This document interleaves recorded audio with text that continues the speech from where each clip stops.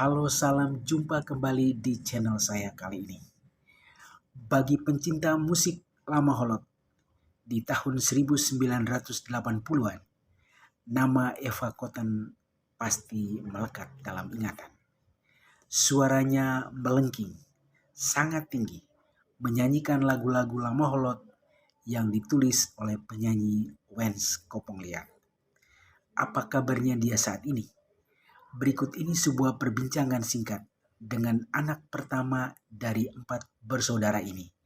Pada Sabtu 9 September 2023, Eva Cotton berkesempatan menuturkan pengalamannya. Halo, salam jumpa kembali di channel saya kali ini. Hari ini saya bertemu dengan Mbak Eva Cotton, penyanyi legendaris pada tahun 80-an. Hari ini saya bertemu dengan dia dan saya berbincang-bincang. Mbak Eva, bisa diceritakan menjadi penyanyi cilik dari Lama Holot? Bisa diceritakan sedikit awalnya sampai dengan hari ini? Silakan. Oh ya, terima kasih. Hai, salam kenal buat semuanya.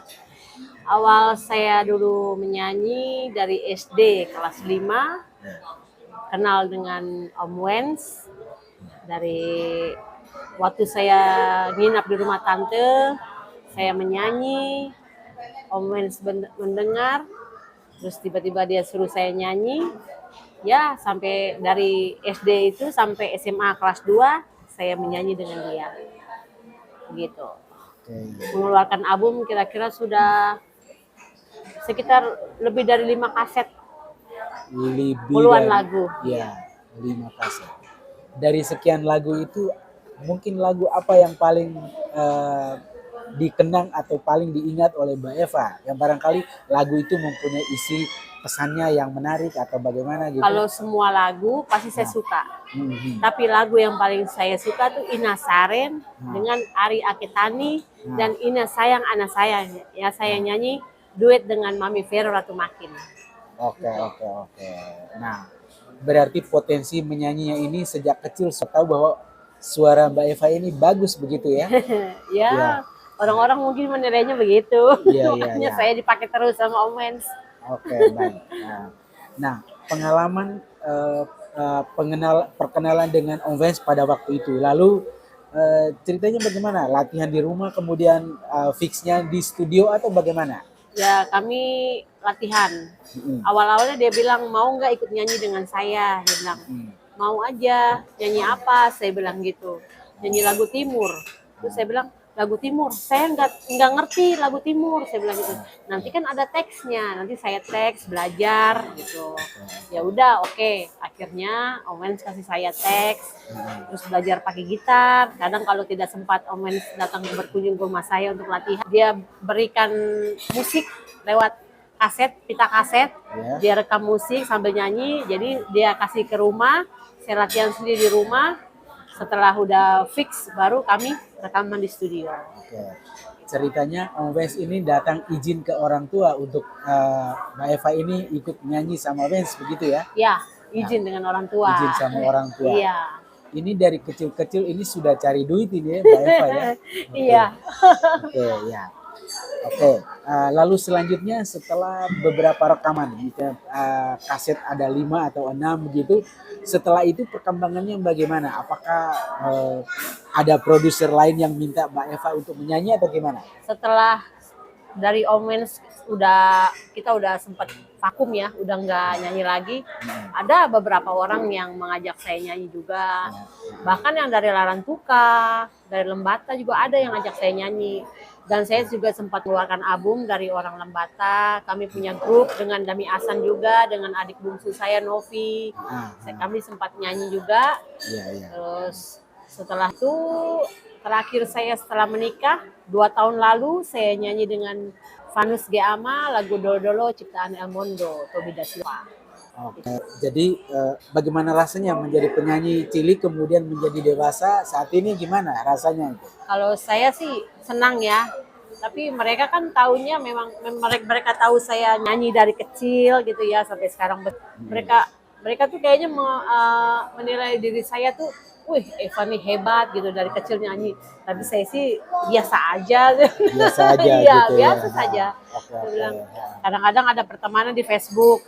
Mereka langsung bertanya kan, apa betul Ikoten yang dulu nyanyi dengan Melis Kopong? Iya, iya. Saya jawab, oh iya betul. Kenapa nggak nyanyi lagi? Saya bilang sudah pensiun. Oh, oke, Begitu. oke, oke. Saya sempat mendengar ada beberapa penyanyi yang saat ini sedang menjajaki kerjasama dengan Mbak Eva. Bisa diceritakan? Ya, Ah, waktu yang ada orang-orang dari Larang ngajak Ya. saya nyanyi rekaman. ya. Saya bilang kalau memang mau rekaman, tapi rekaman di mana? Dia bilang rekaman Larantuka. Saya bilang boleh. Ya. Dia bilang terus dia bilang oke, nanti tunggu saya kabarin baru saya ini kabarin baru kita bisa rekaman. Saya bilang ya udah kasih aja dulu teksnya, musiknya biasa latihan di sini sampai Larantuka kita tinggal dengar musik nadanya seapa baru kita nanti bisa Oke. rekaman. Oke, Mbak Eva. Bisa diceritakan awal itu mulai menyanyi itu tahun berapa ya kira-kira? Tahun 88. tahun 88. Iya, saya masih SD kelas 5. Ya. SD kelas 5 sampai dengan dia SMEA kelas 2. Iya. Ya. Jadi itu betapa lamanya. Jadi Iya.